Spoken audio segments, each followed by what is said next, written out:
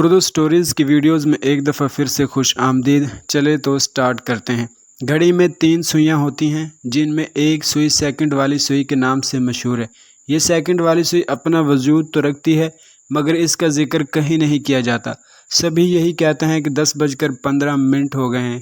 کبھی کسی نے یوں نہیں کہا کہ 10:15 اور 4 سیکنڈ ہوئے ہیں، جبکہ یہ سیکنڈ والی سوئی دونوں سے زیادہ محنت و مشقت کرتی ہے اور ان دونوں کو آگے بڑھانے میں مدد کرتی ہے۔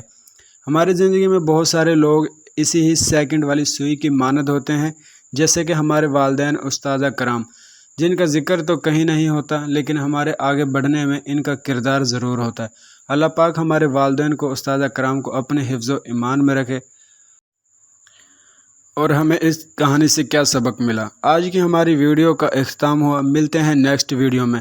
اگر آپ کو ہماری ویڈیو پسند آئی تو ویڈیو کو لائک، کمنٹ، شیئر کرنا نہ بھولیے گا، اور اگر آپ ہمارے چینل پر نیو ہیں تو برائے کرم چینل کو سبسکرائب کرنا نہ بھولیے گا۔ ہم آپ کے لیے مزید اس طرح کی ویڈیوز بناتے رہیں گے۔